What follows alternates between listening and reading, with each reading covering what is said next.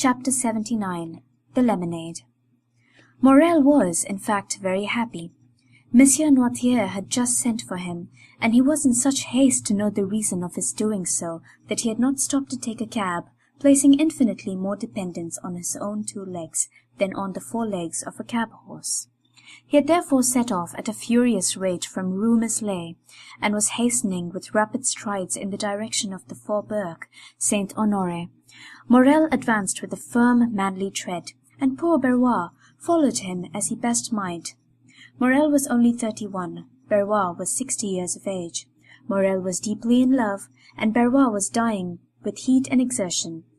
These 2 men, thus opposed in age and interests, resembled 2 parts of a triangle, presenting the extremes of separation, yet nevertheless possessing their point of union. This point of union was Noirtier, and it was he who had just sent for Morrel with the request that the latter would lose no time in coming to him, a command which Morrel obeyed to the letter, to the great discomfiture of Berroir. On arriving at the house, Morrel was not even out of breath, for love lends wings to our desires, but Berroir, who had long forgotten what it was to love, was sorely fatigued by the expedition he had been constrained to use. The old servant introduced Morrel by a private entrance, closed the door of the study, and soon the rustling of a dress announced the arrival of Valentine. She looked marvellously beautiful in her deep mourning dress, and Morrel experienced such intense delight in gazing upon her that he felt as if he could almost have dispensed with the conversation of her grandfather. But the easy chair of the old man was heard rolling along the floor, and he soon made his appearance in the room. Noirtier acknowledged by a look of extreme kindness and benevolence the thanks which Morrel lavished on him for his timely intervention on behalf of Valentine and himself, an intervention which had saved them from despair. Morrel then cast on the invalid an interrogative look as to the new favour which he designed to bestow on him. Valentine was sitting at a little distance from them, timidly awaiting the moment when she should be obliged to speak. Noirtier fixed his eyes on her. "Am I to say what you told me?" asked Valentine. Noirtier made a sign that she was to do so. "Monsieur Morrel," said Valentine to the young man, who was regarding her with the most intense interest, "my grandfather, Monsieur Noirtier, had 1,000 things to say, which he told me 3 days ago, and now he has sent for you, that I may repeat them to you. I will repeat them then, and since he has chosen me as his interpreter, I will be faithful to the trust, and will not alter a word of his intentions." "Oh, I am listening with the greatest impatience," replied the young man. "Speak, I beg of you." Valentine cast down her eyes. This was a good omen for Morrel, for he knew that nothing but happiness could have the power of thus overcoming Valentine. "My grandfather intends leaving this house," said she, "and Berroir is looking out suitable apartments for him in another." "But you, Mademoiselle de Villefort, you who are necessary to Monsieur Noirtier's happiness—" "I," interrupted Valentine, "I shall not leave my grandfather. That is an understood thing between us. My apartment will be close to his. Now, Monsieur de Villefort must either give me his consent to this plan or his refusal. In the first case I shall leave directly, and in the second I shall wait till I am of age, which will be in about 10 months. Then I shall be free. I shall have an independent fortune. And what?" demanded Morrel. "And with my grandfather's consent, I shall fulfill the promise which I have made you." Valentine pronounced these last few words in such a low tone that nothing but Morrel's intense interest in what she was saying could have enabled him to hear them. "Have I not explained your wishes, grandpapa?" said Valentine, addressing Noirtier. "Yes," looked the old man. "Once under my grandfather's roof, Monsieur Morrel can visit me in the presence of my good and worthy protector, if we still feel that the union we contemplated will be likely to ensure our future comfort and happiness. In that case I shall expect Monsieur Morrel to come and claim me at my own hands. But alas, I have heard it said that hearts inflamed by obstacles to their desire grew cold in time of security. I trust we shall never find it so in our experience." "Oh!" cried Morrel, almost tempted to throw himself on his knees before Noirtier and Valentine. and to adore them as two superior beings. What have I ever done in my life to merit such unbounded happiness? Until that time, continued the young girl in a calm and self-possessed tone of voice, we will conform to circumstances, and be guided by the wishes of our friends, so long as those wishes do not tend finally to separate us, in a word. And I repeat it, because it expresses all I wish to convey. We will wait. And I swear to make all the sacrifices which this word imposes, sir, said Morel, not only with resignation, but with cheerfulness. Therefore, continued Valentine, looking playfully at Maximilian, no more inconsiderate actions, no more rash projects, for you surely would not wish to compromise one who from this day regards herself as destined, honourably and happily to bear your name? Morel looked obedience to her commands. Noirtier regarded the lovers with a look of ineffable tenderness, while Barbour, who had remained in the room in the character of a man privileged to know everything that passed, smiled on the youthful couple as he wiped the perspiration from his bald forehead. "How hot you look, my good Barbour," said Valentine. "Ah, I have been running very fast, mademoiselle, but I must do Monsieur Morel the justice to say that he ran still faster." Noirtier directed their attention to a waiter, on which was placed a decanter containing lemonade and a glass. The decanter was nearly full, with the exception of a little, which had been already drunk by Monsieur Noirtier.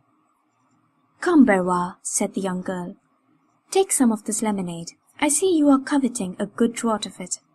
"The fact is, mademoiselle," said Barbour, "I am dying with thirst, and since you are so kind as to offer it me, I cannot say I should at all object to drinking your health in a glass of it." "Take some, then, and come back immediately." Barbour took away the waiter, and hardly was he outside the door, which in his haste he forgot to shut, than they saw him throw back his head and empty to the very dregs of the glass which Valentine had filled. Valentine and Morel were exchanging their adieux in the presence of Noirtier, when a ring was heard at the door-bell. It was the signal of a visit. Valentine looked at her watch. "It is past noon," said she, "and to-day is Saturday. I dare say it is the doctor, grandpapa." Noirtier looked his conviction that she was right in her supposition. "He will come in here, and Monsieur Morel had better go. Do you not think so, grandpapa?" "Yes," signed the old man. "Barbour!" cried Valentine. "Barbour!" "I am coming, mademoiselle," replied he. "Barbour will open the door for you," said Valentine, addressing Morel. "And now remember one thing, monsieur officer, that my grandfather commands you not to take any rash or ill-advised step which would be likely to compromise our happiness."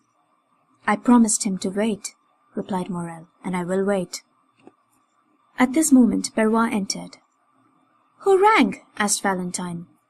"Doctor d'Avrigny," said Barbour, staggering as if he would fall. "What is the matter, Barbour?" said Valentine. The old man did not answer, but looked at his master with wild staring eyes, while with his cramped hand he grasped a piece of furniture to enable him to stand upright. "He is going to fall!" cried Morel. The rigours which had attacked Barbour gradually increased. The features of the face became quite altered, and the convulsive movement of the muscles appeared to indicate the approach of a most serious nervous disorder. Noirtier, seeing Barbour in this pitiable condition, showed by his looks all the various emotions of sorrow and sympathy which can animate the heart of man. Barbour made some steps towards his master. "Ah, sir," said he, "tell me what is the matter with me. I am suffering. I cannot see. 1,000 fiery darts are piercing my brain. Ah, don't touch me, pray don't." By this time his haggard eyes had the appearance of being ready to start from their sockets. His head fell back, and the lower extremities of the body began to stiffen. Valentine uttered a cry of horror. Morel took her in his arms as if to defend her from some unknown danger. "Monsieur d'Avrigny! Monsieur d'Avrigny!" cried she in a stifled voice. "Help! Help!"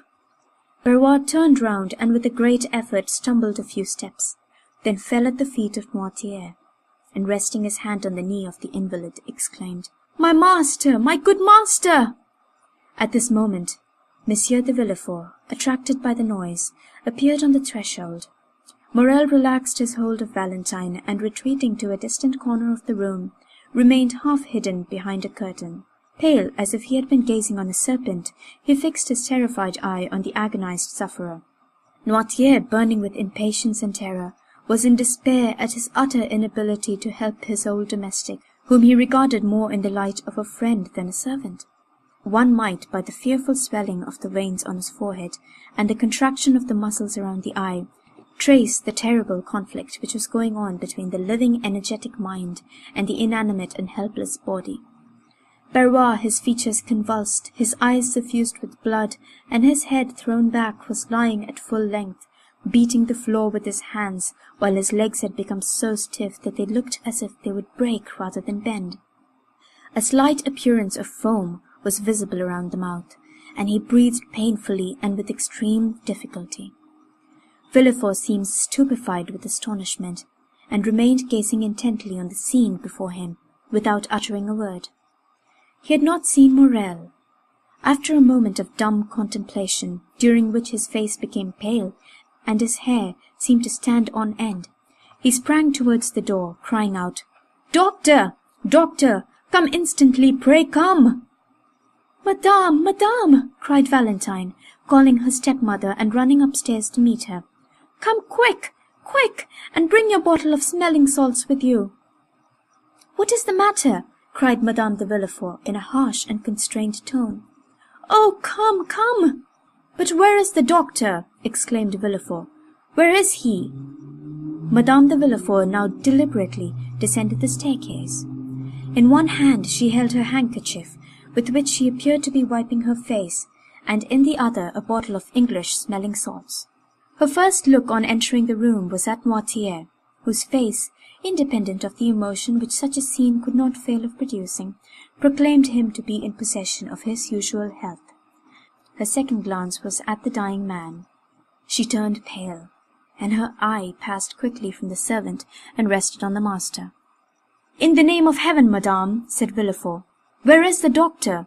He was with you just now. You see, this is a fit of apoplexy, and he might be saved if he could but be bled." "Has he eaten anything lately?" asked Madame de Villefort, eluding her husband's question. "Madame," replied Valentine, "he has not even breakfasted. He has been running very fast on an errand with which my grandfather charged him, and when he returned took nothing but a glass of lemonade."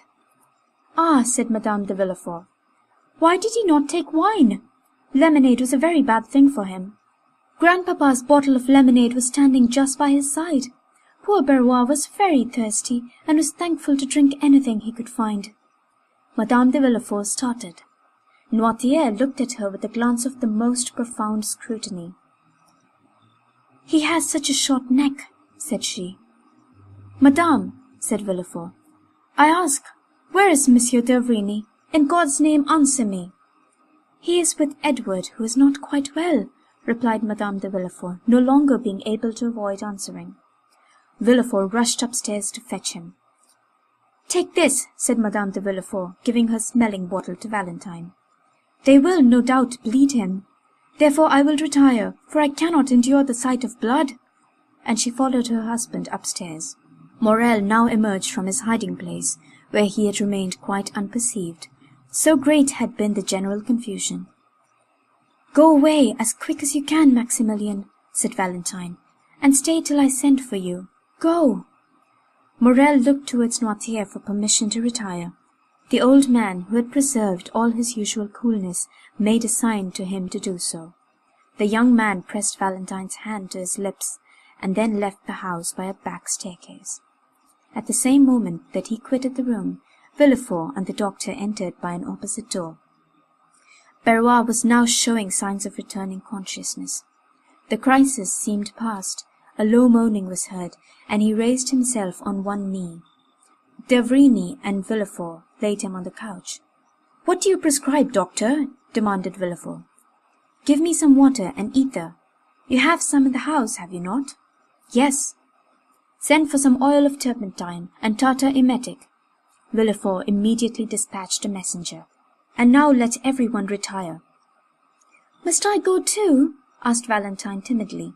"Yes, mademoiselle." You especially, replied the doctor abruptly. Valentine looked at Monsieur d'Avrigny with astonishment, kissed her grandfather on the forehead, and left the room.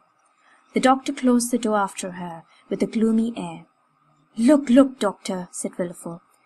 He is quite coming round again. I really do not think, after all, it is anything of consequence.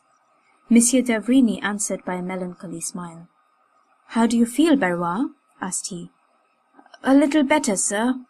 Will you drink some of this ether and water? I will try, but don't touch me. Why not? Because I feel that if you were only to touch me with the tip of your finger, the fit would return.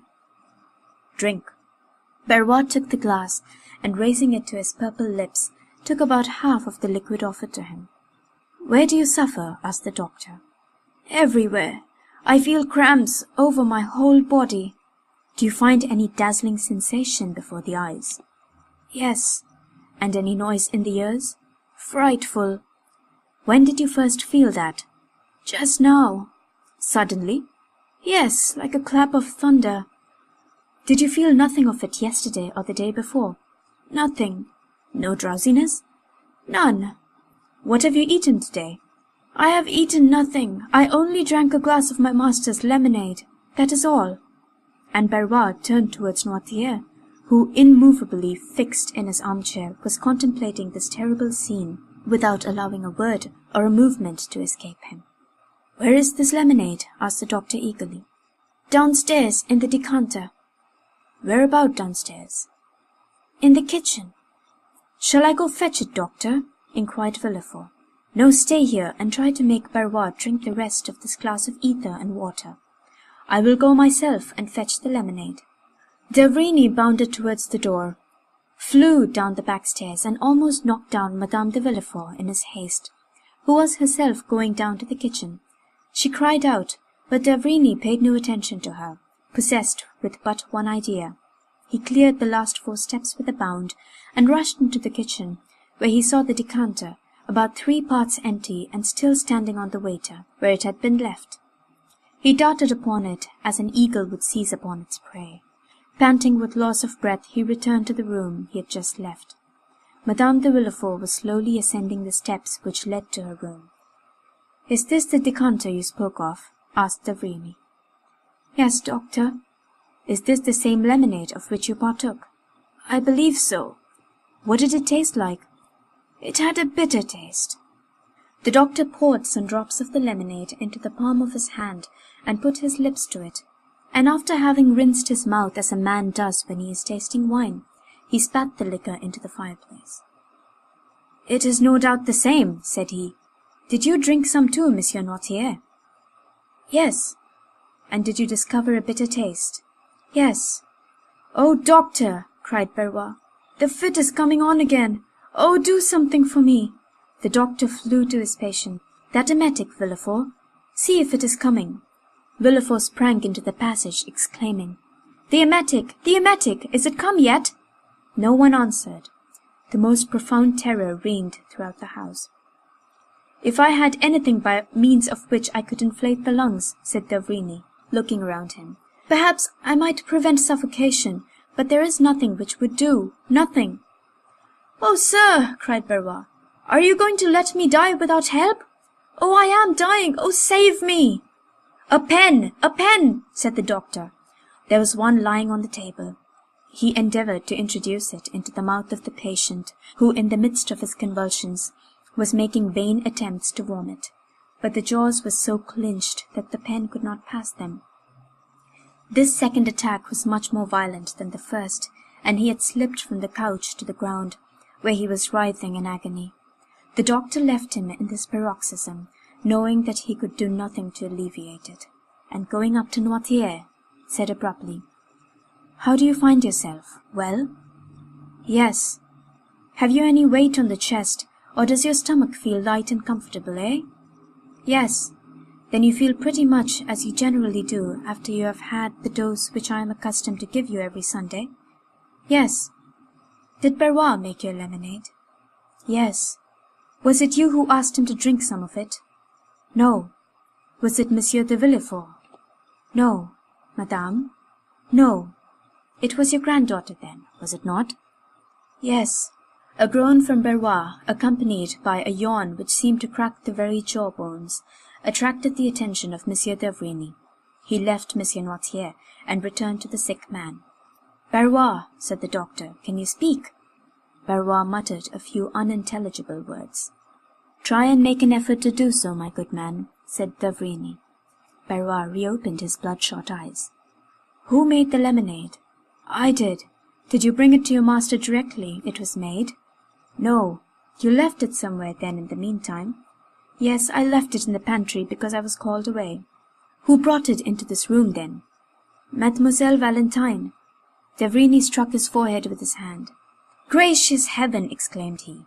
"Doctor, doctor!" cried Barbour, who felt another fit coming. "Will they never bring that emetic?" asked the doctor. "Here is a glass with one already prepared," said Villefort, entering the room. "Who prepared it?" "The chemist who came here with me." "Drink it," said the doctor to Barbour.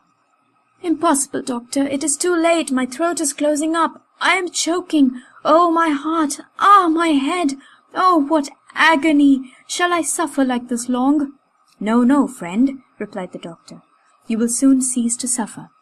"Ah, I understand you," said the unhappy man. "My God, have mercy upon me!" And uttering a fearful cry, Barbour fell back as if he had been struck by lightning. d'Avrigny put his hands to his heart and placed a glass before his lips. "Well," said Villefort, "go to the kitchen and get me some syrup of violets." Villefort went immediately. "Do not be alarmed, Monsieur Noirtier," said d'Avrigny. "I am going to take my patient into the next room to bleed him. This sort of attack is very frightful to witness." And taking Barbour under the arms, he dragged him into the adjoining room, but almost immediately he returned to fetch the lemonade. Noirtier closed Lid's right eye. "You want Valentine, do you not? I will tell them to send her to you." Villefort returned, and d'Avrigny met him in the passage. "Well, how is he now?" asked he. "Come in here," said d'Avrigny, and he took him into the chamber where the sick man lay. "Is he still in a fit?" said the procureur. "He is dead." Villefort drew back a few steps, and clasping his hands exclaimed with real amazement and sympathy, "Dead! And so soon, too!" "Yes, it is very soon," said the doctor, looking at the corpse before him. "But that ought not to astonish you. Monsieur and Madame de Saint-Méran died as soon. People die very suddenly in your house, Monsieur de Villefort." "What?" cried the magistrate with an accent of horror and consternation. "Are you still harping on the terrible idea?" "Still, sir, and I shall always do so," replied d'Avrigny, "for it has never for one instant ceased to retain possession of my mind, and that you may be quite sure I am not mistaken this time. Listen well to what I am going to say, Monsieur de Villefort." The magistrate trembled convulsively. "There is a poison which destroys life almost without leaving any perceptible traces. I know it well. I have studied it in all its forms and in the effects which it produces. I recognize the presence of this poison in the case of poor Barbour as well as in that of Madame de Saint-Méran. There is a way of detecting its presence. It restores the blue color of litmus paper reddened by an acid, and it turns syrup of violets green. We have no litmus paper, but see, here they come with the syrup of violets." The doctor was right. Steps were heard in the passage. Monsieur d'Avrigny opened the door, and took from the hands of the chambermaid a cup which contained 2 or 3 spoonfuls of the syrup. He then carefully closed the door. "Look," he said to the procureur, whose heart beat so loudly that it might almost be heard. "Here is in this cup some syrup of violets, and this decanter contains the remainder of the lemonade, of which Monsieur Noirtier and Barbour partook. If the lemonade be pure and inoffensive, the syrup will retain its color. If, on the contrary, the lemonade be drugged with poison, the syrup will become green. Look closely." The doctor then slowly poured some drops of the lemonade from the decanter into the cup, and in an instant a light, cloudy sediment began to form at the bottom of the cup. This sediment first took a blue shade, then from the color of sapphire it passed to that of opal, and from opal to emerald. Arrived at this last hue, it changed no more. The result of the experiment left no doubt whatever on the mind. "The unfortunate Barbour has been poisoned," said d'Avrigny, "and I will maintain this assertion before God and man." Villefort said nothing, but he clasped his hands, opened his haggard eyes, and, overcome with his emotion, sank into a chair. End of chapter 79. Chapter 80. The Accusation. M. d'Avrigny soon restored the magistrate to consciousness, who looked like a second corpse in that chamber of death. "Oh, death is in my house," cried Villefort. "Say, rather, crime," replied the doctor. "M. d'Avrigny," cried Villefort, "I cannot tell you all I feel at this moment. Terror, grief, madness." "Yes," said M. d'Avrigny, with an imposing calmness, "but I think it is now time to act. I think it is time to stop this torrent of mortality. I can no longer bear to be in possession of these secrets without the hope of seeing their victims in society generally revenged." Villefort cast a gloomy look around him. "In my house," murmured he, "in my house." "Come, magistrate," said M. d'Avrigny, "show yourself a man.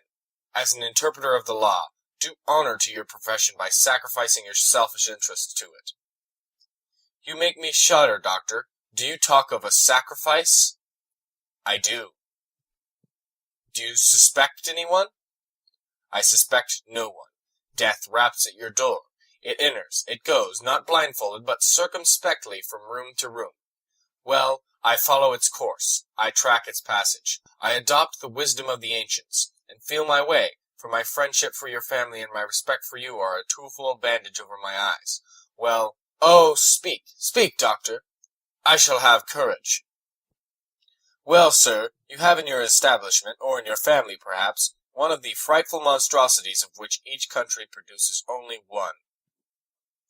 Locusta and Agrippina, living at the same time, were an exception, and proved the determination of Providence to effect the entire ruin of the Roman Empire, sullied by so many crimes. Brunhilde and Fredegonde were the results of the painful struggle of civilization in its infancy, when man was learning to control mind, were even it by an emissary from the realms of darkness. All these women had been, or were, beautiful. The same flower of innocence had flourished, or was still flourishing on their brow, that is seen on the brow of this culprit in your house." Villefort shrieked, clasped his hands, and looked at the doctor with a supplicating air, but the latter went on without pity. "Seek whom the crime will profit," says an axiom of jurisprudence. "Doctor," cried Villefort, "alas, doctor, how often has a man's justice been deceived by these fatal words? I know not why, but I feel that this crime—" "You acknowledge, then, the existence of the crime?" "Yes, I see too plainly that it does exist, but it seems that it is intended to affect me personally. I fear an attack myself, after all these disasters." "Oh, man!" murmured d'Avrigny, "the most selfish of all animals, the most personal of all creatures, who believes the earth turns, the sun shines, and death strikes for him alone, an ant cursing God from the top of a blade of grass. And those who have lost their lives lost nothing? M. de Saint-Méran, Madame de Saint-Méran, M. Noirtier." "How? M. Noirtier?" "Yes. Think you it was the poor servant's life was coveted? No, no, like Shakespeare's Polonius, he died for another. It was Noirtier the lemonade was intended for. It is Noirtier, logically speaking, who drank it. The other drank it only by accident, and although Barrois is dead, it was Noirtier whose death was wished for." But why did it not kill my father?" "I told you one evening in the garden after Madame de Saint-Méran's death, because his system is accustomed to that very poison, and the dose was trifling to him, which would be fatal to another. Because no one knows, not even the assassin, that for the last 12 months I have given M. Noirtier brucine for his paralytic affection, while the assassin is not ignorant, and for he has proved that brucine is a violent poison." "Oh, have pity! Have pity!" murmured Villefort, wringing his hands. "Follow the culprit's steps. He first kills M. de Saint-Méran." "Oh, doctor!" "I would swear to it. What I heard of his systems agrees too well with what I have seen in other cases." Villefort ceased to contend. He only groaned. He first kills M. de Saint-Méran, repeated the doctor, then Madame de Saint-Méran, a double fortune to inherit. Villefort wiped the perspiration from his forehead. Listen attentively. Alas, stammered Villefort, I do not lose a single word. M. Noirtier, resumed M. d'Avergnay in the same pitiless tone, M. Noirtier had once made a will against you, against your family, in favor of the poor. In fact, M. Noirtier is spared, because nothing is expected from him. But he has no sooner destroyed his first will and made a second, than for fear he should make a third, he is struck down. The will was made the day before yesterday, I believe. You see, there has been no time lost. Oh, mercy, M. d'Avergnay! No mercy, sir. The physician has a sacred mission on earth, and to fulfill it, he begins at the source of life, and goes down to the mysterious darkness of the tomb. And when crime has been committed, and God, doubtless in anger, turns away his face, it is for the physician to bring the culprit to justice. Have mercy on my child, sir, murmured Villefort. You see, it is yourself who have first named her. You, her father. Have pity on Valentine. Listen, it is impossible. I would as willingly accuse myself. Valentine, whose heart is pure as a diamond or a lily. No pity, procureur. The crime is fragrant. Mademoiselle herself picked all the medicines which were sent to M. de Saint-Méran, and M. de Saint-Méran is dead. Mademoiselle de Villefort prepared all the cooling draughts which Madame de Saint-Méran took, and Madame de Saint-Méran is dead. Mademoiselle de Villefort took from the hands of Bruss, who was sent out the lemonade to which M. Noirtier had every morning, and he has escaped by a miracle. Mademoiselle de Villefort is the culprit. She is the poisoner. To you, as the king's attorney, I denounce Mademoiselle de Villefort. Do your duty. Doctor, I can resist no longer. I can no longer defend myself. I believe you, but, for pity's sake, spare my life, my honor. M. de Villefort, replied the doctor with increased vehemence, there are occasions when I dispense with all foolish human circumspection. If your daughter had committed only one crime, and I saw her meditating another, I would say, warn her, punish her. Let her pass the remainder of her life in a convent, weeping and praying. If she had committed two crimes, I would say, here, M. de Villefort, is a poison that the prisoner is not acquainted with, one that has no known antidote, quick as thought, rapid as lightning, mortal as the thunderbolt. Give her that poison, recommending her soul to God, and save your honor and your life, for it is yours she aims at, and I can picture her approaching your pillow with her hypocritical smiles and her sweet exhortations. Woe to you, M. de Villefort, if you do not strike first. This is what I would say if she had only killed two persons, but she has seen 3 deaths, has contemplated 3 murdered persons, has knelt by 3 corpses. To the scaffold with the poisoner. To the scaffold.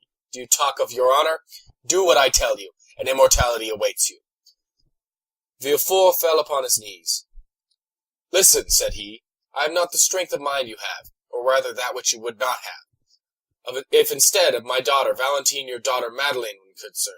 The doctor turned pale. Doctor, every son of woman is born to suffer and die. I am content to suffer and await death. Beware, said M. d'Avergnay. It may come slowly. You will see it approach after having struck your father, your wife, perhaps your son. Villefort, suffocating, pressed the doctor's arm. Listen, cried he. Pity me. Help me. No, my daughter is not guilty. If you drag us both before a tribunal, I will still say, no, my daughter is not guilty. There is no crime in my house. I will not acknowledge a crime in my house, for when a crime enters a dwelling, it is like death. It does not come alone. Listen, what does it signify to you if I am murdered? Are you my friend? Are you a man? Have you a heart? No, you are a physician. Well, I will tell you not to drag my daughter before a tribunal and give her up to the executioner. The bare idea would kill me, would drive me like a madman to dig my heart out with my fingernails. And if you were mistaken, doctor, if it were not my daughter, if I should come one day, pale as a spectre, and to say to you, Assassin, you have killed my child. Hold! If that should happen, though I am a Christian, M. d'Avergnay, I should kill myself. Well, said the doctor, after a moment's silence, I will wait. Villefort looked at him as if he had doubted his words. Only, continued M. d'Avergnay, with a slow and solemn tone, if anyone falls ill in your house, if you feel yourself attacked, do not send for me, for I will come no more. I will consent to share this dreadful secret with you, but I will not allow shame and remorse to grow and increase in my conscience, as crime and misery will in your house." "And you abandon me, doctor?" "Yes, for I can follow you no farther, and I only stop at the foot of the scaffold. Some further discovery will be made, which will bring this dreadful tragedy to a close. Adieu." "I entreat you, doctor." "All the horrors that disturb my thoughts make your house odious and fatal. Adieu, sir." One single word more, doctor. You go, leaving me in all the horror of my situation, after increasing it by what you have revealed to me. But what will be reported of the sudden death of the poor old servant?" "True," said M. Avrigny. "We will return." The doctor went out first, followed by M. de Villefort. The terrified servants were on the stairs and in the passage where the doctor would pass. "Sir," said de Avrigny to Villefort, so loud that all might hear, "poor Barbour has led too sedentary a life of late. Accustomed formerly to ride on horseback or in the carriage to the four corners of Europe, the monotonous walk around that armchair has killed him. His blood has thickened. He was stout, had a short, thick neck. He was attacked with apoplexy, and I was called in too late.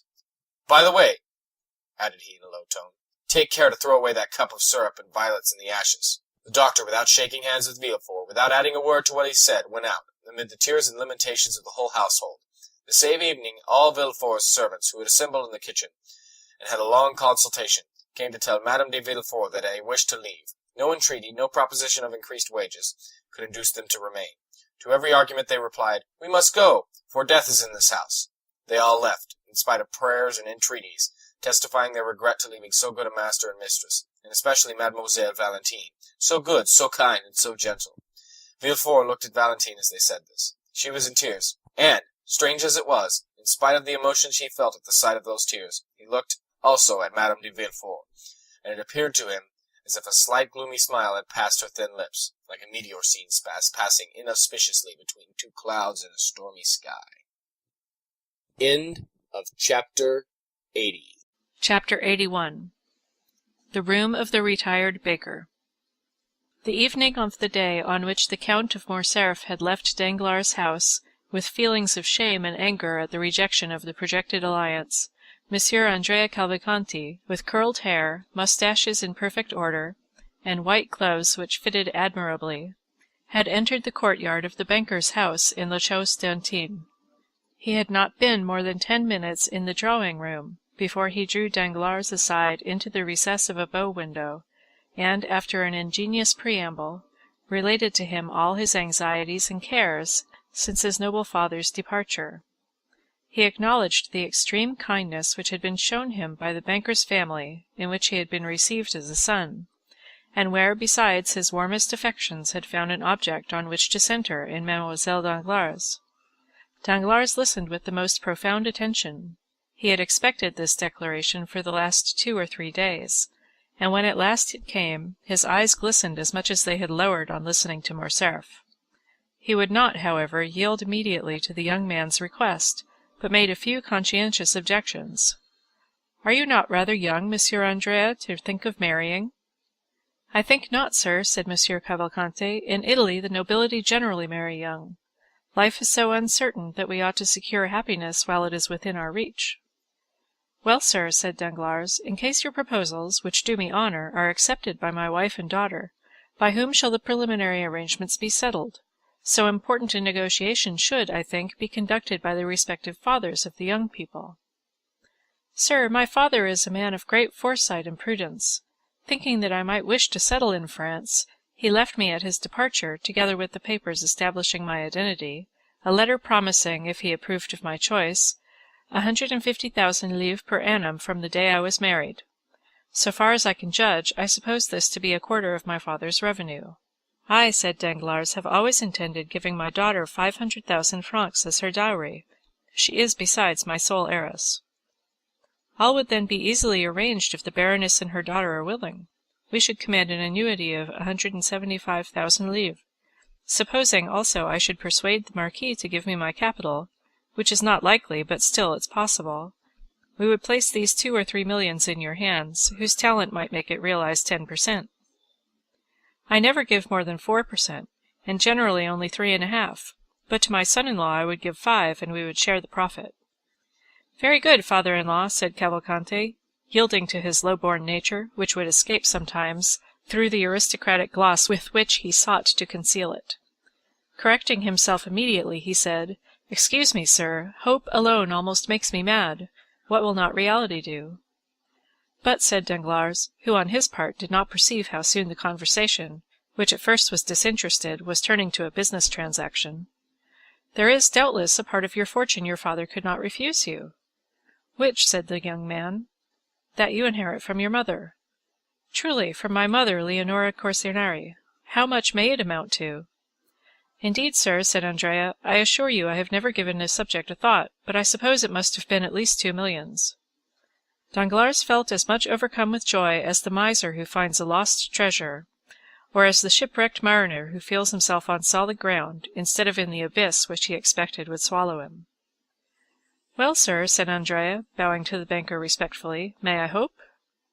You may not only hope, said Danglars, but consider it a settled thing, if no obstacle arises on your part. I am indeed rejoiced, said Andrea. But, said Danglars thoughtfully, how is it that your patron, Monsieur de Monte Cristo, did not make his proposal for you? Andrea blushed imperceptibly. I have just left the count, sir, said he. He is doubtless a delightful man, but inconceivably peculiar in his ideas. He esteems me highly. He even told me he had not the slightest doubt that my father would give me the capital instead of the interest of my property. He has promised to use his influence to obtain it for me. But he also declared that he never had taken on himself the responsibility of making proposals for another, and he never would. I must, however, do him the justice to add that he assured me if he had ever regretted the repugnance he felt to such a step, it was on this occasion, because he thought the projected union would be a happy and suitable one. Besides, if he will do nothing officially, he will answer any questions you propose to him. And now, continued he, with one of his most charming smiles, having finished talking to the father-in-law, I must address myself to the banker. And what may you have to say to him? Said Danglars, laughing in his turn. That the day after tomorrow I shall have to draw upon you for about 4,000 francs, but the count, expecting my bachelor's revenue could not suffice for the coming month's outlay, has offered me a draft for 20,000 francs.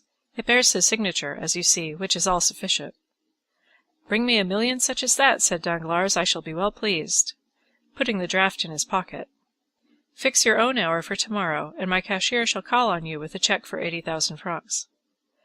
At 10 o'clock, then, if you please. I should like it early, as I am going to the country tomorrow. Very well, at 10 o'clock. You are still at the Hôtel des Princes? Yes. The following morning, with the banker's usual punctuality, the 80,000 francs were placed in the young man's hands as he was on the point of starting, after having left 200 francs for Caderousse. He went out chiefly to avoid this dangerous enemy, and returned as late as possible in the evening. But scarcely had he stepped out of his carriage when the porter met him with a parcel in his hand. Sir, he said, that man has been here. What man? Said Andrea carelessly, apparently forgetting him whom he but too well recollected. Him to whom your excellency pays that little annuity. Oh, said Andrea, my father's old servant. Well, you gave him the 200 francs I left for him. Yes, your excellency. Andrea had expressed a wish to be thus addressed. But, continued the porter, he would not take them. Andrea turned pale, but as it was dark his pallor was not perceptible. What, he would not take them? Said he with slight emotion. No, he wished to speak to your excellency. I told him you were gone out, and after some dispute he believed me, and gave me this letter, which he had brought with him already sealed. Give it me, said Andrea, and he read by the light of his carriage lamp.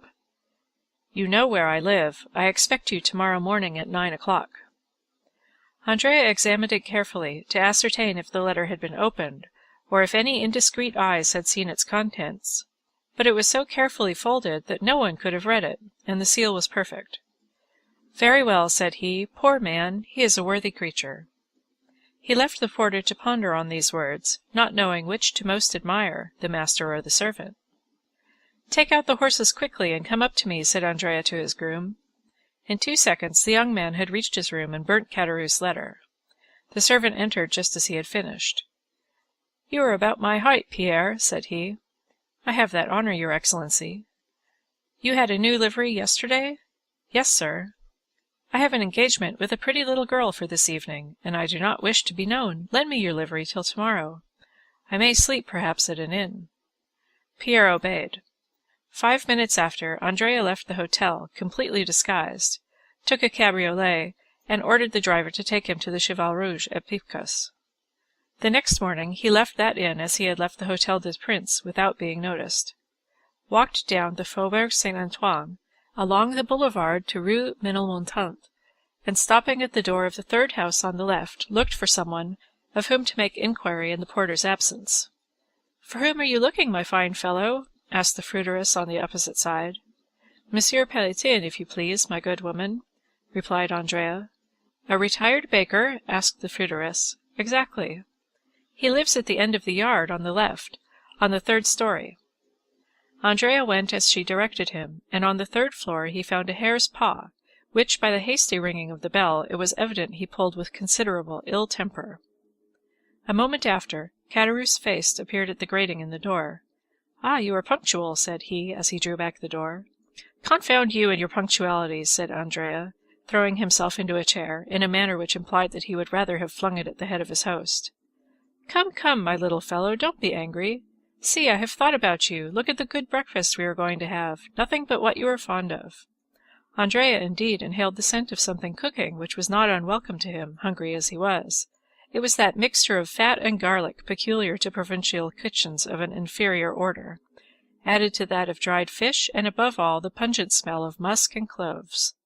These odors escaped from 2 deep dishes which were covered and placed in a stove, and from a copper pan placed in an old iron pot. In an adjoining room Andrea saw also a tolerably clean table prepared for 2 bottles of wine sealed, the one with green, the other with yellow, a supply of brandy in a decanter, and a measure of fruit in a cabbage leaf, cleverly arranged on an earthenware plate. "What do you think of it, my little fellow?" said Caderousse. "Aye, that smells good. You knew I used to be a famous cook. Do you recollect how you used to lick your fingers? You were among the first who tasted any of my dishes, and I think you relished them tolerably." While speaking, Caderousse went on peeling a fresh supply of onions. "But," said Andrea ill-temperedly, "by my faith, if it was only to breakfast with you that you disturbed me, I wish the devil had taken you." "My boy," said Caderousse sententiously, "one can talk while eating. And then, you ungrateful being, you are not pleased to see an old friend? I am weeping with joy." He was truly crying, but it would have been difficult to say whether joy or the onions produced the greatest effect on the lachrymal glands of the old innkeeper of the Pont du Gard. "Hold your tongue, hypocrite," said Andrea. "You love me." "Yes, I do, or the devil may take me." "I know it is a weakness," said Caderousse, "but it overpowers me." "And yet it has not prevented your sending for me to play me some trick." "Come," said Caderousse, wiping his large knife on his apron, "if I did not like you, do you think I should endure the wretched life you lead me? Think for a moment. You have your servant's clothes on, you therefore keep a servant. I have none, and am obliged to prepare my own meals. You abuse my cookery because you dine at the table d'hôte of the Hotel des Princes or the Café du Paris. Well, I too could keep a servant. I too could have a tilbury. I too could dine where I like, but why do I not? Because I would not annoy my little Benedetto. Come, just acknowledge that I could, eh?" This address was accompanied by a look which was by no means difficult to understand. "Well," said Andrea, "admitting your love, why do you want me to breakfast with you?" "That I may have the pleasure of seeing you, my little fellow." "What is the use of seeing me after we have made all our arrangements?" "Eh, dear friend," said Caderousse, "are wills ever made without codicils? But you first came to breakfast, did you not? Well, sit down, and let us begin with these pilchards and this fresh butter, which I have put on some vine leaves to please you, wicked one. Ah, yes, you look at my room, my 4 straw chairs, my images, 3 francs each. But what do you expect? This is not the Hotel des Princes. Come, you are growing discontented, you are no longer happy, you, who only wish to live like a retired baker." Caderousse sighed. "Well, what have you to say? You have seen your dream realized." "I can still say it is a dream. A retired baker, my poor Benedetto, is rich. He has an annuity." "Well, you have an annuity." "I have?" "Yes, since I bring you your 200 francs. Caderousse shrugged his shoulders. "It is humiliating," said he, "thus to receive money given grudgingly, an uncertain supply which may soon fail. You see, I am obliged to economize in case your prosperity should cease. Well, my friend, fortune is inconstant, as the chaplain of the regiment said. I know your prosperity is great, you rascal. You are to marry the daughter of Danglars. What, of Danglars? Yes, to be sure. Must I say Baron Danglars? I might as well say Count Benedetto. He was an old friend of mine, and if he had not so bad a memory, he ought to invite me to your wedding, seeing he came to mine. Yes, yes, to mine. Gad, he was not so proud then. He was an under-clerk to the good Monsieur Morel.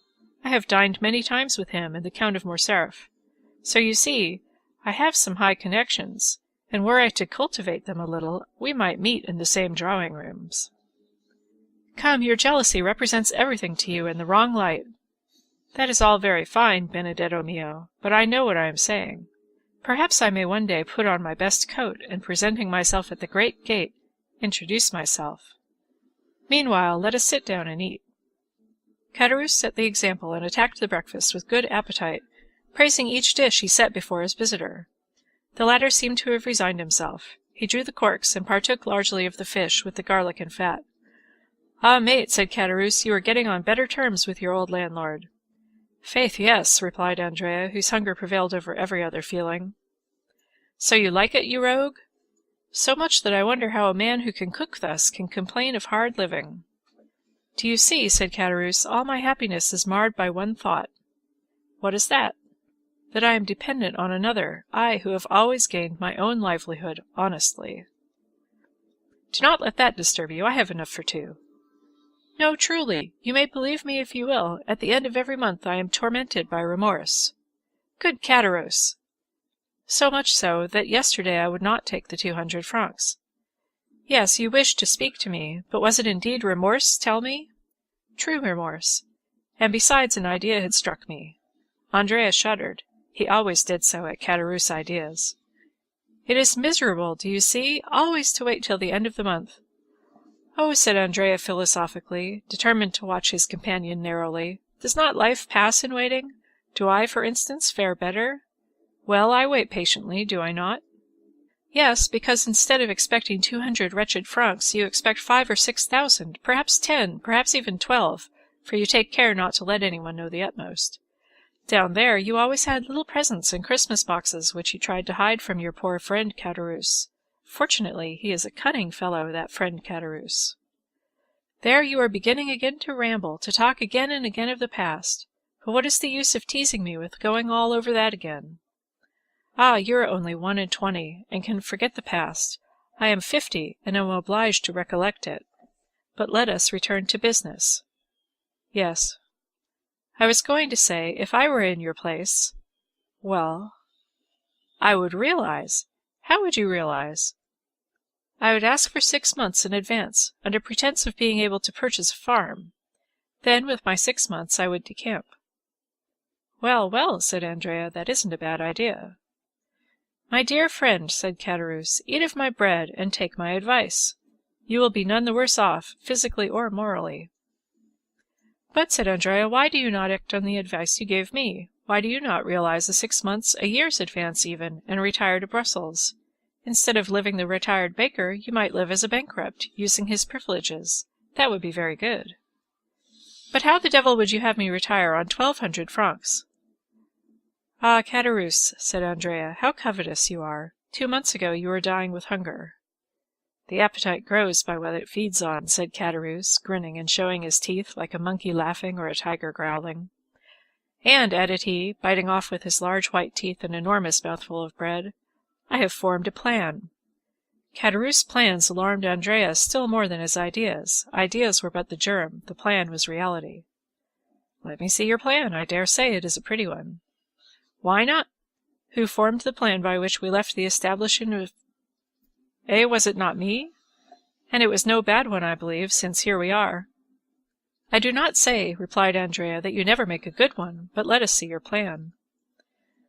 Well, pursued Caderousse, can you, without expending 1 sou, put me in the way of getting 15,000 francs? No, 15,000 are not enough. I cannot again become an honest man with less than 30,000 francs. No, replied Andrea, no, I cannot. I do not think you understand me, replied Caderousse calmly. I said, without your laying out a sou. Do you want me to commit a robbery to spoil all my good fortune and yours with mine, and both of us to be dragged down there again? It would make very little difference to me, said Caderousse, if I were retaken. I am a poor creature to live alone, and sometimes pine for my old comrades, not like you, heartless creature, who would be glad never to see them again. Andrea did more than tremble this time. He turned pale. Come, Caderousse, no nonsense, said he.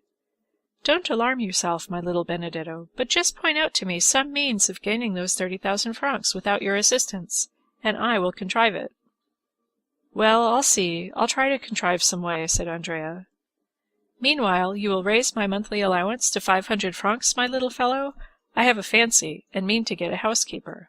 Well, you should have your 500 francs, said Andrea, but it is very hard for me, my poor Caderousse. You take advantage. Bah, said Caderousse, when you have access to countless stores. One would have said Andrea anticipated his companion's words, so did his eyes flash like lightning. But it was for but a moment. True, he replied, and my protector is very kind. That dear protector, said Caderousse, and how much does he give you monthly? 5,000 francs. As many thousands as you give me hundreds. Truly, it is only bastards who are thus fortunate. 5,000 francs per month. What the devil can you do with all that? Oh, it is no trouble to spend that, and I am like you, I want capital. Capital? Yes, I understand. Everyone would like capital. Well, and I shall get it. Who will give it to you, your prince? Yes, my prince, but unfortunately I must wait. You must wait for what? Asked Caderousse. For his death. The death of your prince? Yes. How so? Because he has made his will in my favour. Indeed? On my honour. For how much? For 500,000. Only that? It's little enough. But so it is. No, it cannot be. Are you my friend, Caderousse? Yes, in life or death. Well, I will tell you a secret. What is it? But remember, ah, pardieu, mute as a carp. Well, I think. Andrea stopped and looked around. You think? Do not fear, pardieu, we are alone. I think I have discovered my father. Your true father? Yes. Not old Cavalcanti? No, for he is gone again. The true one, as you say. And that father is? Well, Caderousse, it is Monte Cristo. Bah! Yes, you understand, that explains all. He cannot acknowledge me openly, it appears, but he does it through Monsieur Cavalcanti, and gives him 50,000 francs for it. 50,000 francs for being your father? I would have done it for half that, for 20,000, for 15,000. Why did you not think of me, ungrateful man? Did I know anything about it, when it was all done while I was down there? Ah, truly? And you say that by his will he leaves me 500,000 livres. Are you sure of it? He showed it me. But that is not all. There is a codicil, as I said just now. Probably. And in that codicil he acknowledges me. Oh, the good father, the brave father, the very honest father, said Caderousse, twirling a plate in the air between his two hands. Now, say if I conceal anything from you. No, and your confidence makes you honourable in my opinion, and your princely father, he is rich. Very rich? Yes, he is that. He does not himself know the amount of his fortune. Is it possible? It is evident enough to me, who am always at his house. The other day a banker's clerk brought him 50,000 francs in a portfolio about the size of your plate. Yesterday his banker brought him 100,000 francs in gold. Caderousse was filled with wonder. The young man's words sounded to him like metal, and he thought he could hear the rushing of cascades of louis. And you go into that house? Cried he briskly. When I like. Caderousse was thoughtful for a moment. It was easy to perceive he was revolving some unfortunate idea in his mind. Then suddenly, "How I should like to see all that!" cried he. "How beautiful it must be!" "It is, in fact, magnificent," said Andrea. "And does he not live in the Champs-Élysées?" "Yes, number 30. "Ah," said Caderousse, "number 30. "Yes, a fine house, standing alone, between a courtyard and a garden. You must know it." "Possibly, but it is not the exterior I care for, it is the interior. What beautiful furniture there must be in it." "Have you ever seen the Tuileries?" "No." "Well, it surpasses that." "It must be worth one's while to stoop, Andrea, when that good Monsieur Monte Cristo lets fall his purse." It is not worth while to wait for that, said Andrea. Money is plentiful in that house as fruit in an orchard. But you should take me there one day with you. How can I? On what plea? You are right, but you have made my mouth water. I must absolutely see it. I shall find a way. No nonsense, Cattarus. I will offer myself as a floor polisher. The rooms are all carpeted. Well, then, I must be contented to imagine it. That is the best plan, believe me. Try at least to give me an idea of what it is. How can I? Nothing is easier. Is it large? Middling. How is it arranged? Faith, I should require pen, ink, and paper to make a plan. They are all here, said Cattarus briskly. He fetched from an old secretary a sheet of white paper and pen and ink. Here, said Cattarus, draw me all that on the paper, my boy. Andrea took the pen with an imperceptible smile and began. The house, as I said, is between the court and the garden. In this way, do you see? Andrea drew the garden, the court, and the house. High walls? Not more than 8 or 10 feet. That is not prudent, said Cattarus. In the court are orange trees in pots, turf, and clumps of flowers. And no steel traps? No. The stables are on either side of the gate which you see there, and Andrea continued his plan. Let us see the ground floor, said Cattarus.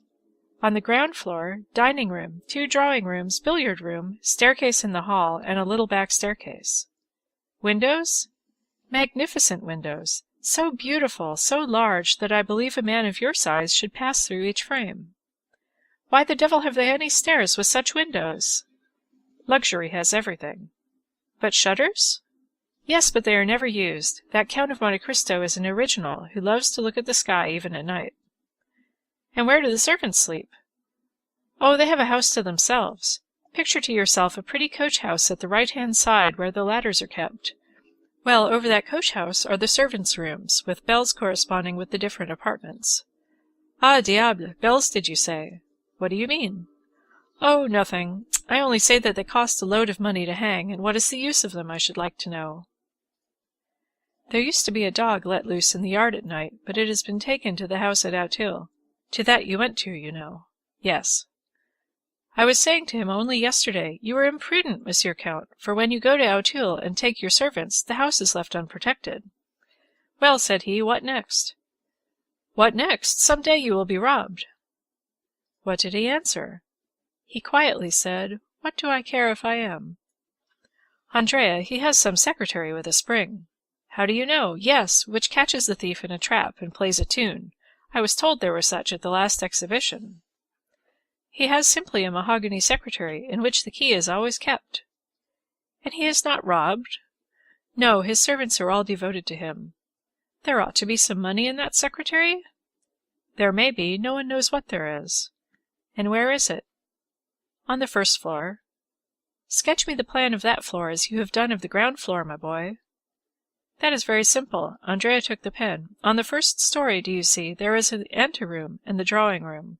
To the right of the drawing-room a library and a study. To the left a bedroom and a dressing-room. The famous secretary is in the dressing-room. Is there a window in the dressing-room? 2. One here and one there. Andrea sketched 2 windows in the room, which form an angle on the plan, and appeared as a small square added to the rectangle of the bedroom. Cattarus became thoughtful. Does he often go to Auteuil? Added he. 2 or 3 times a week. Tomorrow, for instance, he is going to spend the day and night there. Are you sure of it? He has invited me to dine there. There's a life for you, said Cattarus, a town house and a country house. That is what it is to be rich. And shall you dine there? Probably. When you dine there, do you sleep there? If I like, I am at home there. Cattarus looked at the young man as if to get the truth from the bottom of his heart. But Andrea drew a cigar-case from his pocket, took a Havana, quietly lit it, and began smoking. When do you want your 1,200 francs? Said he to Cattarus. Now, if you have them. Andrea took 25 louis from his pocket. Yellow boys, said Cattarus. No, I thank you. Oh, you despise them. On the contrary, I esteem them, but will not have them. You can change them, idiot. Gold is worth 5 sous.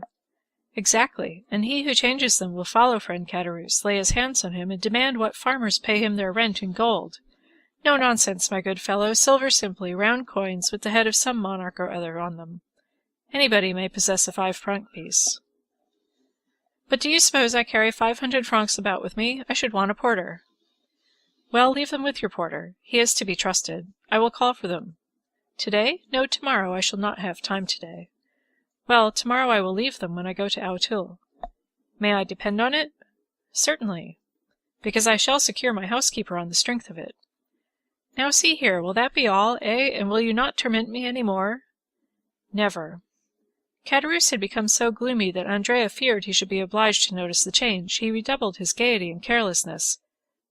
How sprightly you are, said Caderousse. One would say you were already in possession of your property. No, unfortunately, but when I do obtain it, well, I shall remember old friends, I can tell you that. Yes, since you have such a good memory. What do you want? It looks as if you were trying to fleece me. Aye, what an idea! I who am going to give you another piece of good advice. What is it? To leave behind you the diamond you have on your finger. We shall both get into trouble. You will ruin both yourself and me by your folly. How so? Said Andrea. How? You put on a livery, you disguise yourself as a servant, and yet keep a diamond on your finger worth 4,000 or 5,000 francs. You guess well. I know something of diamonds. I have had some. You do well to boast of it, said Andrea, who, without becoming angry, as Caderousse feared, at this new extortion, quietly resigned the ring. Caderousse looked so closely at it that Andrea knew that he was examining it to see if all the edges were perfect. It is a false diamond, said Caderousse. You are joking now, replied Andrea. Do not be angry, we can try it. Caderousse went to the window, touched the glass with it, and found it would cut. Confiteor, said Caderousse, putting the diamond on his little finger, I was mistaken. But those thieves of jewellers imitate so well that it is no longer worth while to rob a jeweller's shop. It is another branch of industry paralyzed. Have you finished? Said Andrea. Do you want anything more? Will you have my waistcoat or my hat? Make free, now you have begun. No, you are, after all, a good companion. I will not detain you, and will try to cure myself of my ambition. But take care the same thing does not happen to you in selling a diamond you feared with the gold. I shall not sell it, do not fear. Not at least until the day after tomorrow, thought the young man. Happy rogue, said Caderousse, you are going to find your servants, your horses, your carriage, and your betrothed. Yes, said Andrea. Well, I hope you will make a handsome wedding present the day you marry Mademoiselle Danglars. I have already told you it is a fancy you have taken in your head. What fortune has she? But I tell you, 1,000,000? Andrea shrugged his shoulders. Let it be 1,000,000, said Caderousse. You can never have so much as I wish you. Thank you, said the young man. Oh, I wish it you with all my heart, added Caderousse with his hoarse laugh. Stop, let me show you the way. It is not worth while. Yes, it is. Why? Because there is a little secret, a precaution I thought it desirable to take, one of Huret and Fichette's locks, revised and improvised by one Gaspard Caderousse. I will manufacture you a similar one when you are a capitalist. Thank you, said Andrea. I will let you know a week beforehand. They parted.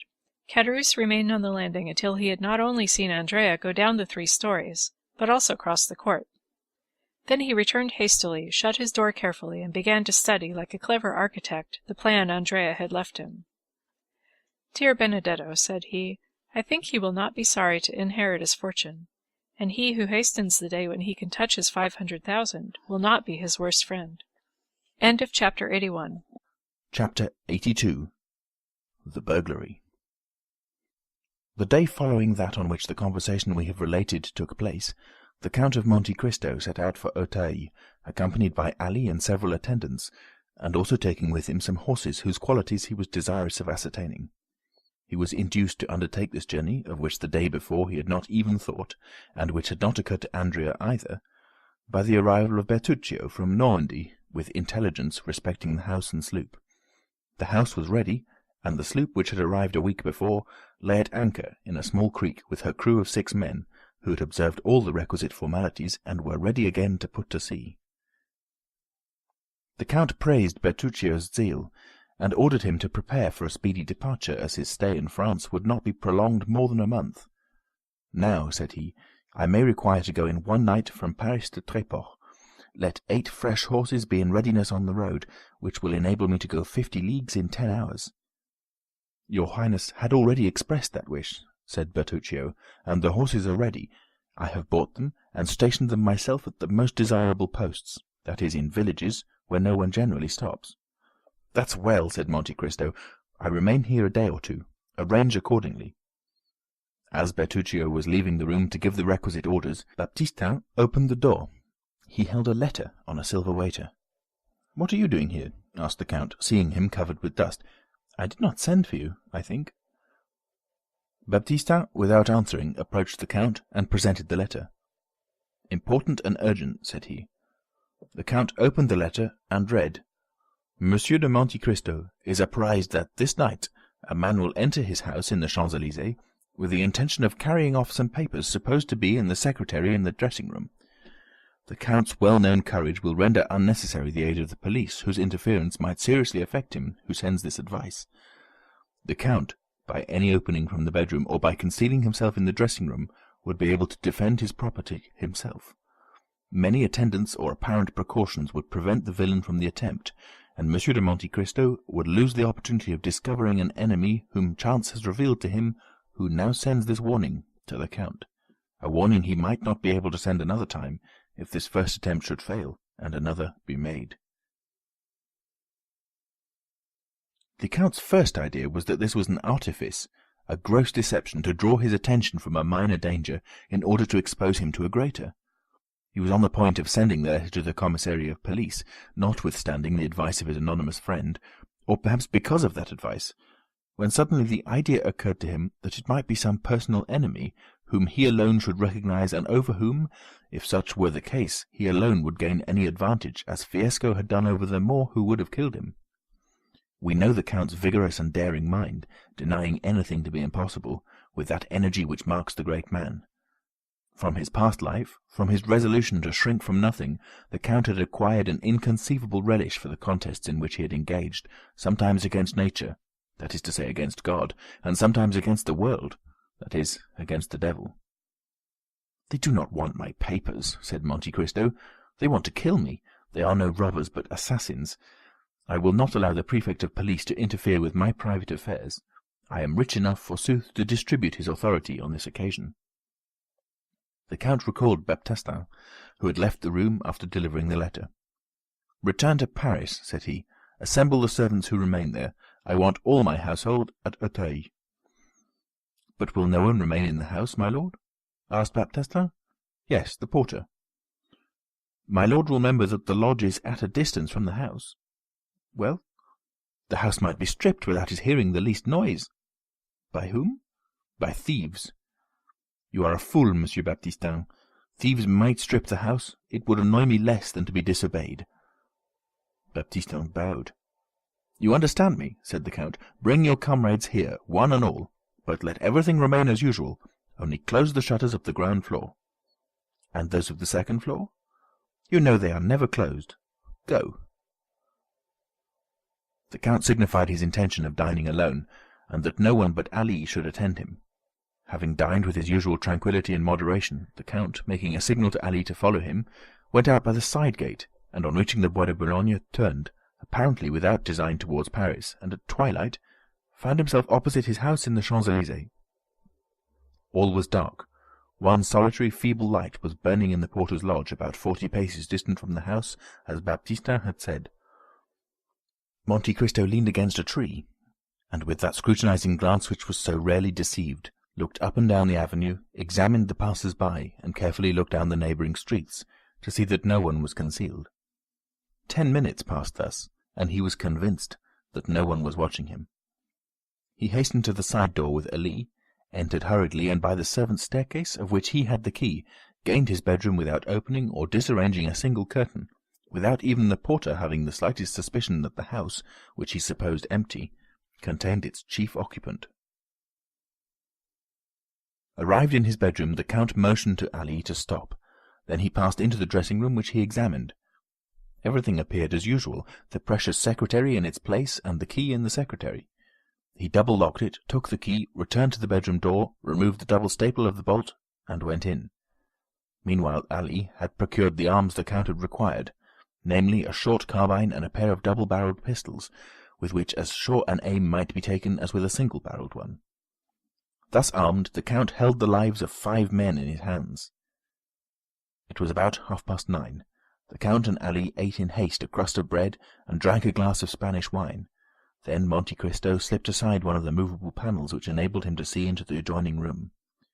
He had within his reach his pistols and carbine, and Ali, standing near him, held one of those small Arabian hatchets whose form has not varied since the Crusades. Through one of the windows of the bedroom, on a line with that in the dressing-room, the Count could see into the street. 2 hours passed thus. It was intensely dark. Still, Ali, thanks to his wild nature, and the Count, thanks doubtless to his long confinement, could distinguish in the darkness the slightest movement of the trees. The little light in the lodge had long been extinct. It might be expected that the attack, if indeed an attack was projected, would be made from the staircase of the ground floor, and not from a window. In Monte Cristo's opinion, the villains sought his life, not his money. It would be his bedroom they would attack, and they must reach it by the back staircase or by the window in the dressing-room. The clock of the Invalides struck 11:45. The west wind bore on its moistened gusts the doleful vibration of the 3 strokes. As the last stroke died away, the Count thought he heard a slight noise in the dressing-room.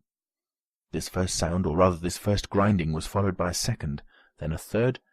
At the 4th, the Count knew what to expect. A firm and well-practised hand was engaged in cutting the 4 sides of a pane of glass with a diamond. The Count felt his heart beat more rapidly.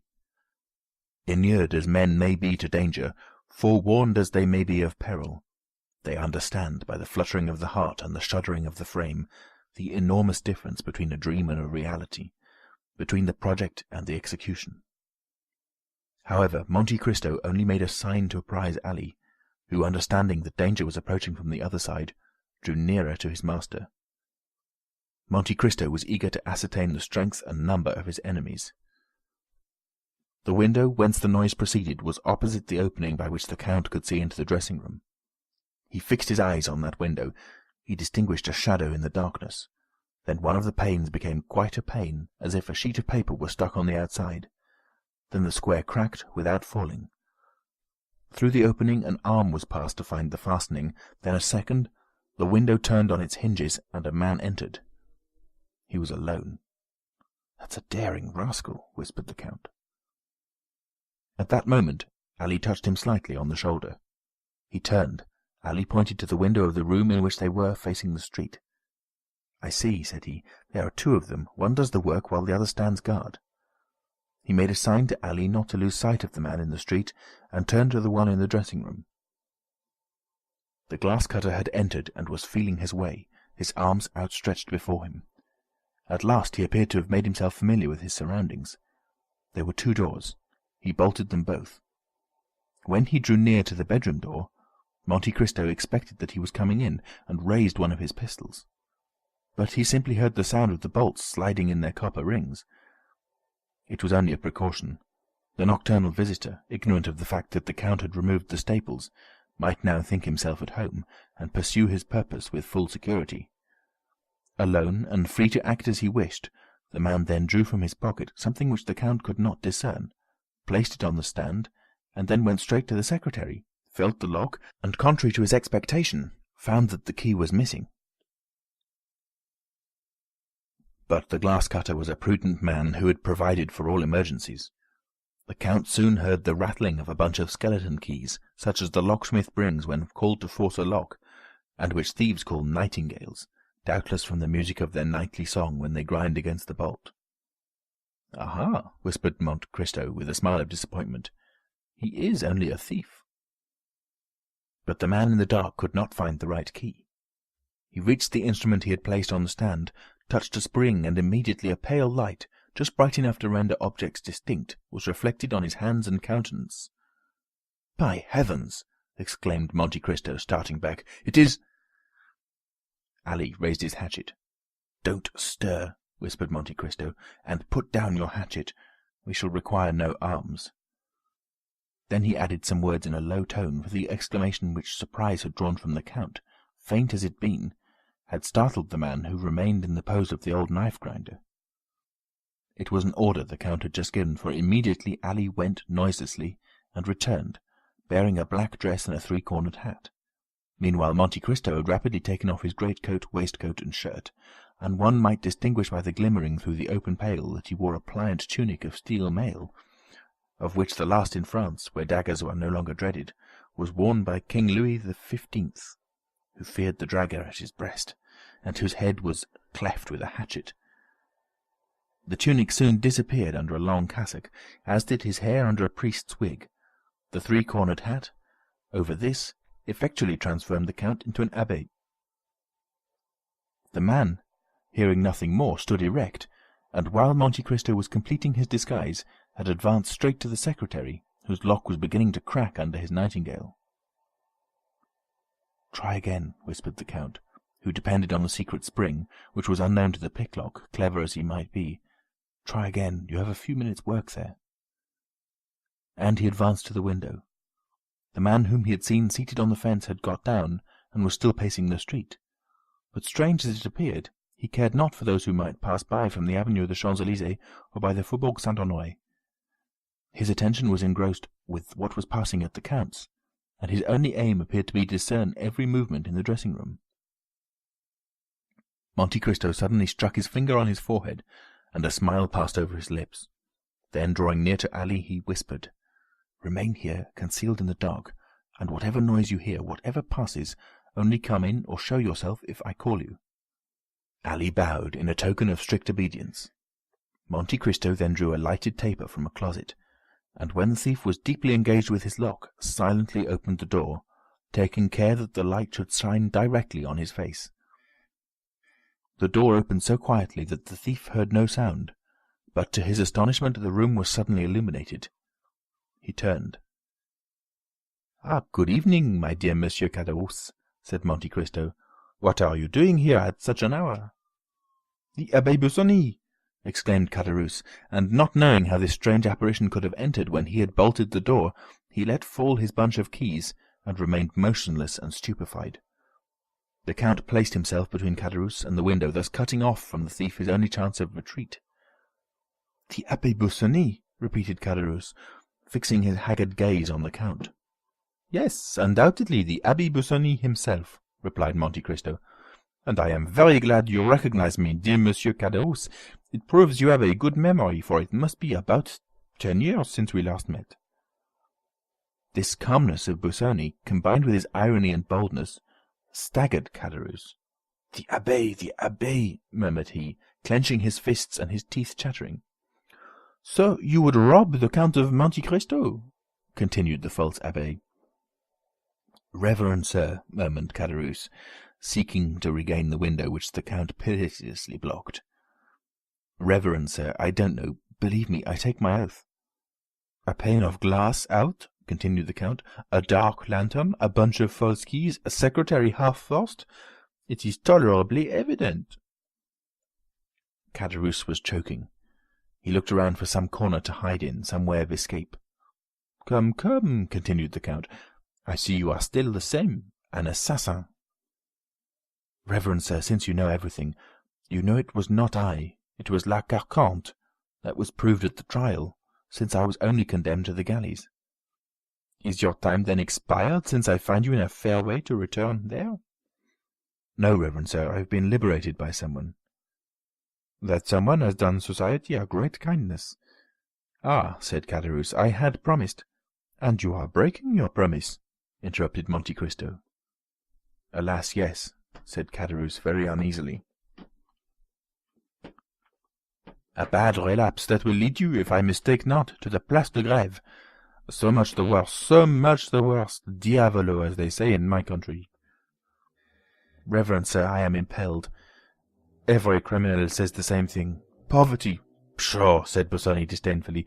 "Poverty may make a man beg, steal a loaf of bread at a baker's door, but not cause him to open a secretary in a house supposed to be inhabited.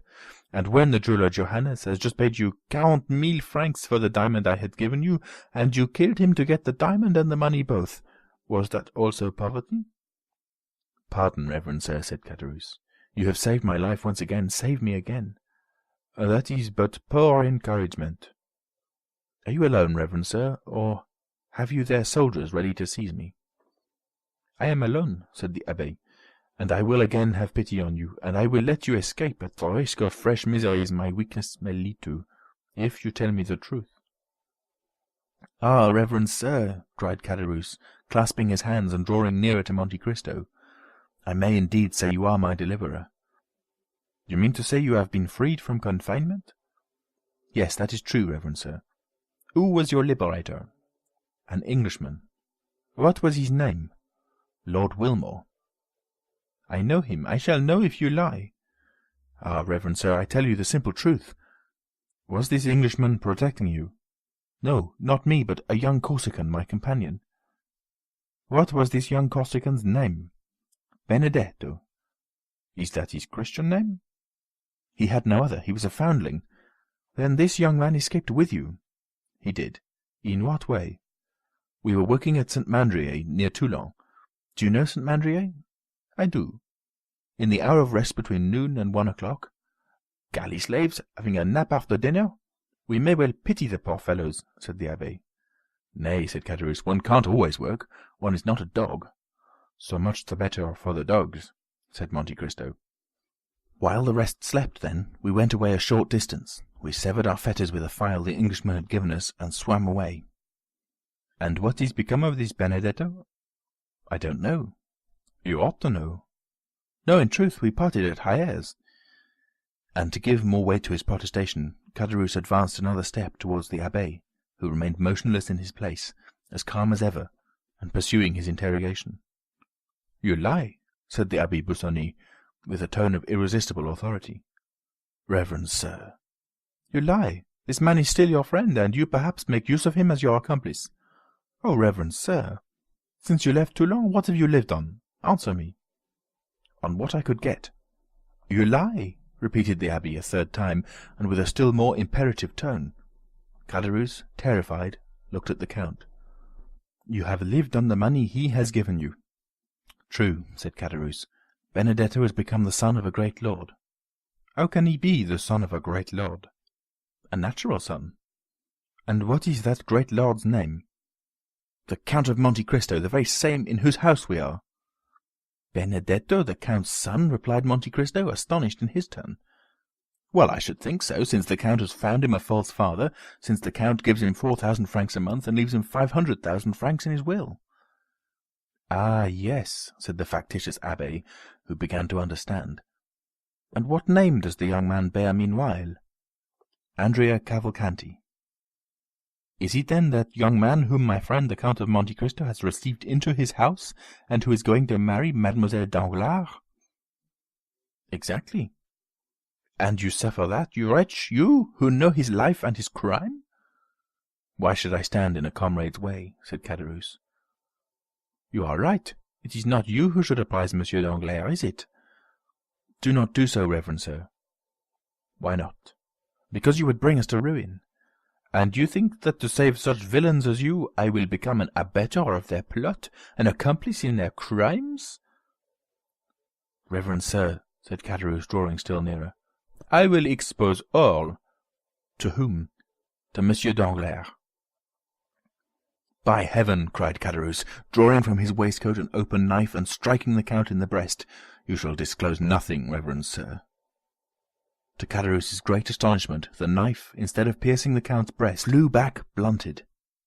At the same moment the count seized with his left hand the assassin's wrist and wrung it with such strength that the knife fell from his stiffened fingers, and Caderousse uttered a cry of pain.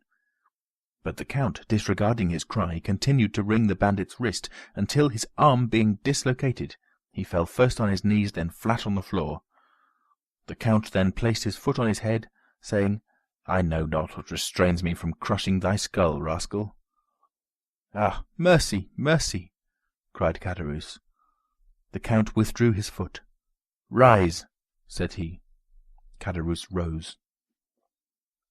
"What a wrist you have, reverend sir," said Caderousse, stroking his arm, all bruised by the fleshy pincers which had held it. "What a wrist!" "Silence! God gives me strength to overcome a wild beast like you. In the name of God, I act. Remember that, wretch, and to spare thee at this moment is still serving him."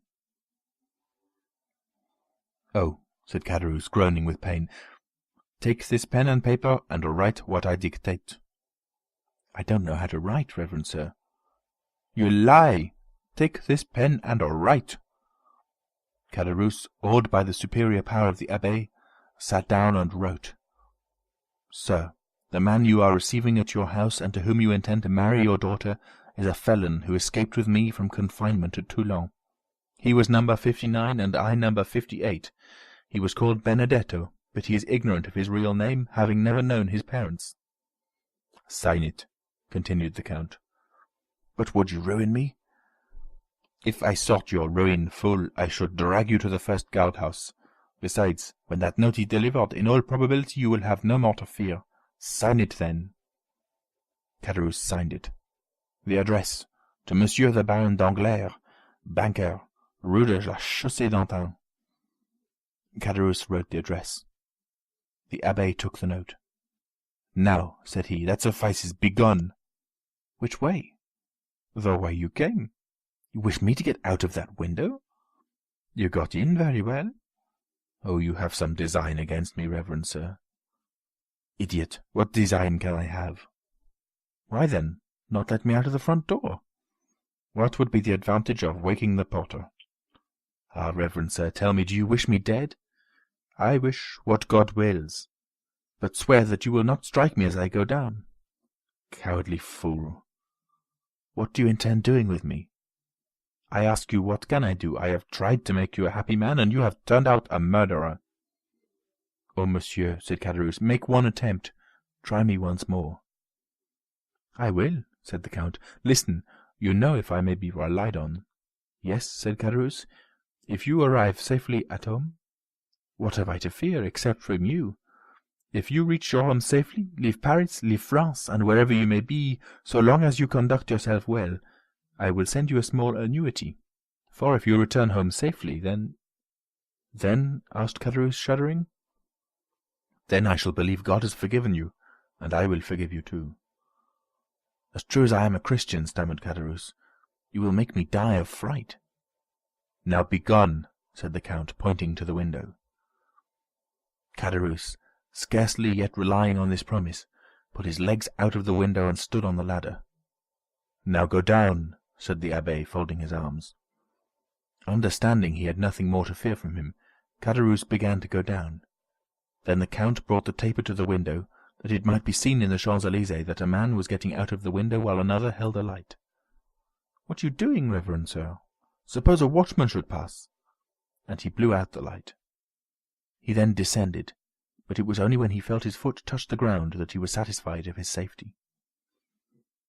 Monte Cristo returned to his bedroom, and glancing rapidly from the garden to the street, he saw first Caderousse, who, after walking to the end of the garden, fixed his ladder against the wall at a different part from where he came in.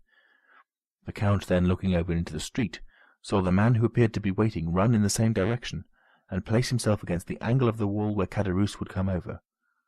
Caderousse climbed the ladder slowly, and looked over the coping to see if the street was quiet. No one could be seen or heard. The clock of the Invalides struck 1. Then Caderousse sat astride the coping, and drawing up his ladder, passed it over the wall.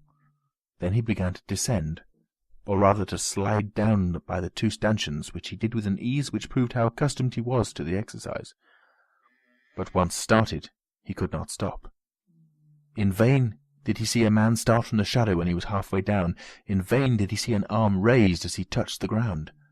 Before he could defend himself, that arm struck him so violently in the back, he let go of the ladder, crying, "Help!" A second blow struck him almost immediately in the side, and he fell, calling, "Help! Murder!" Then, as he rolled on the ground, his adversary seized him by the hair and struck him a third blow in the chest. This time Caderousse endeavoured to call again, but he could only utter a groan, and he shuddered as the blood flowed from his 3 wounds. The assassin, finding that he no longer cried out, lifted his head up by the hair. His eyes were closed and his mouth distorted. The murderer, supposing him dead, let fall his head and disappeared. Then Caderousse, feeling that he was leaving him, raised himself on his elbow and, with a dying voice, cried with great effort, "Murder! I am dying! Help, reverend sir, help!" This mournful appeal pierced the darkness. The door of the back staircase opened, then the side gate of the garden, and Ali and his master were on the spot with lights. End of chapter 82. Chapter 83. The Hand of God. Caderousse continued to call piteously. "Help, reverend sir, help!" "What is the matter?" asked Monte Cristo. "Help!" cried Caderousse. "I am murdered!" "We are here. Take courage." "Ah, it's all over. You are come too late. You are come to see me die. What blows! What blood!" He fainted. Ali and his master conveyed the wounded man into a room. Monte Cristo motioned to Ali to undress him, and he then examined his dreadful wounds. "My God!" he exclaimed, "thy vengeance is sometimes delayed, but only that it may fall the more effectually." Ali looked at his master for further instructions. "Bring here immediately the king's attorney, Monsieur de Villefort, who lives in the Faubourg Saint-Honore. As you pass the lodge, wake the porter, and send him for a surgeon." Ali obeyed, leaving the abbé alone with Caderousse, who had not yet revived. When the wretched man again opened his eyes, the count looked at him with a mournful expression of pity, and his lips moved as if in prayer. "A surgeon, reverend sir, a surgeon!" said Caderousse. "I have sent for one," replied the abbé. "I know he cannot save my life, but he may strengthen me to give my evidence." "Against whom?" "Against my murderer." "Did you recognize him?" "Yes, it was Benedetto." "The young Corsican?" "Himself." "Your comrade?" "Yes. After giving me the plan of this house, doubtless hoping I should kill the count, and he thus become his heir, or that the count would kill me and I should be out of his way, he waylaid me, and has murdered me. I have also sent for the procureur. He will not come in time. I feel my life fast ebbing." "Wait a moment," said Monte Cristo. He left the room, and returned in 5 minutes with a file. The dying man's eyes were all the time riveted on the door, through which he hoped succor would arrive. "Hasten, reverend sir, hasten! I shall faint again." Monte Cristo approached, and dropped on his purple lips 3 or 4 drops of the contents of the phial. Caderousse drew a deep breath. "Oh," said he, "that is life to me! More, more!" "2 drops more would kill you," replied the abbé. "Oh, send for someone to whom I can denounce the wretch." "Shall I write your deposition? You can sign it." "Yes, yes," said Caderousse, and his eyes glistened at the thought of this posthumous revenge. Monte Cristo wrote, "I die, murdered by the Corsican Benedetto, my comrade in the galleys at Toulouse, No. 59. "Quick, quick," said Caderousse, "or I shall be unable to sign it." Monte Cristo gave the pen to Caderousse, who collected all his strength, signed it, and fell back on his bed, saying, "You will relate all the rest, reverend sir. You will say he calls himself Andrea Cavalcanti. He lodges at the Hôtel des Princes. Oh, I am dying!" He again fainted. The abbé made him smell the contents of the phial, and he again opened his eyes. His desire for revenge had not forsaken him. "Ah, you will tell all I have said, will you not, reverend sir?" "Yes, and much more." "What more will you say?" "I will say he had doubtless given you the plan of this house, in the hope the count would kill you. I will say likewise he had apprised the count, by a note, of your intention, and, the count being absent, I read the note and sat up to await you." "And he will be guillotined, will he not?" said Caderousse. "Promise me that, and I will die with that hope." "I will say," continued the count, "that he followed and watched you the whole time, and when he saw you leave the house, ran to the angle of the wall to conceal himself." "Did you see all that?" "Remember my words. If you return home safely, I shall believe God has forgiven you, and I will forgive you also." "And you did not warn me!" cried Caderousse, raising himself on his elbows. "You knew I should be killed on leaving this house, and did not warn me." "No, for I saw God's justice placed in the hands of Benedetto, and should have thought it sacrilege to oppose the designs of Providence." "God's justice! Speak not of it, reverend sir. If God were just, you know how many would be punished who now escape." "Patience," said the abbé, in a tone which made the dying man shudder. "Have patience." Caderousse looked at him with amazement. "Besides," said the abbé, "God is merciful to all, as he has been to you. He is first a father, then a judge." Do you then believe in God? Said Caderousse.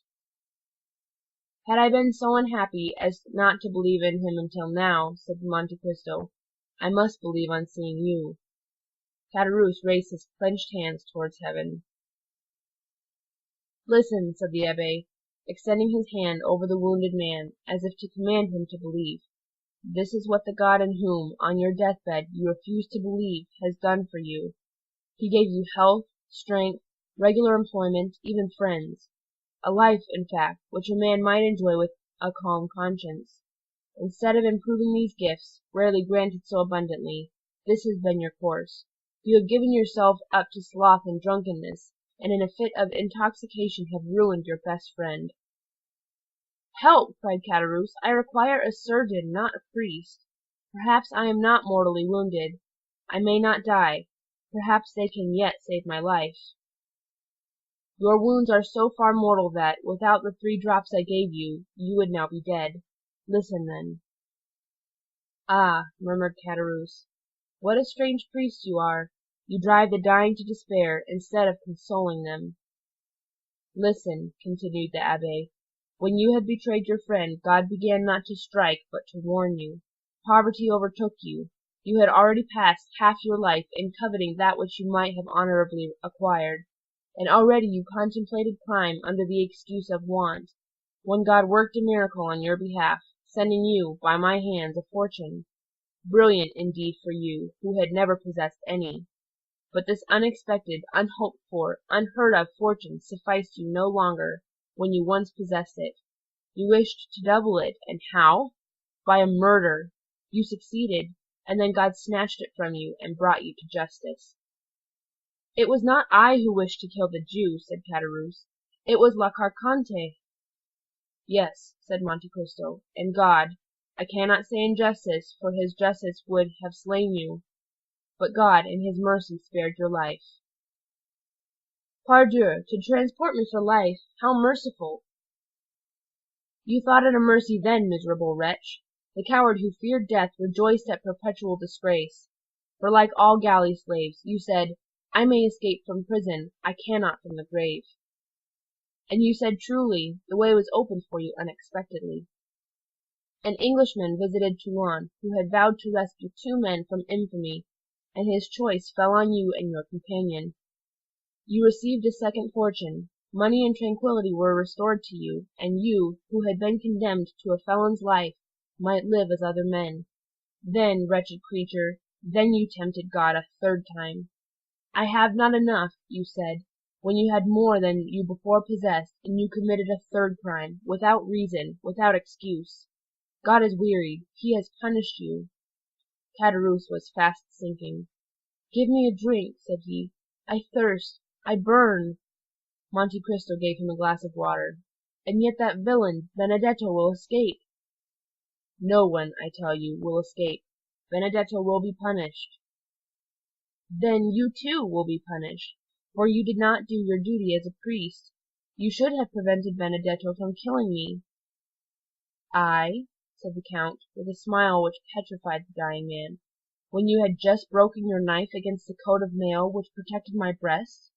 Yet perhaps, if I had found you humble and penitent, I might have prevented Benedetto from killing you. But I found you proud and bloodthirsty, and I left you in the hands of God. I do not believe there is a God, howled Caderousse. You do not believe it. You lie. You lie. Silence, said the abbé. You will force the last drop of blood from your veins. What? You do not believe in God when he is striking you dead? You will not believe in him who requires but a prayer, a word, a tear, and he will forgive? God, who might have directed the assassin's dagger so as to end your career in a moment, has given you this quarter of an hour for repentance. Reflect then, wretched man, and repent. No, said Caderousse. No, I will not repent. There is no God. There is no providence. All comes by chance.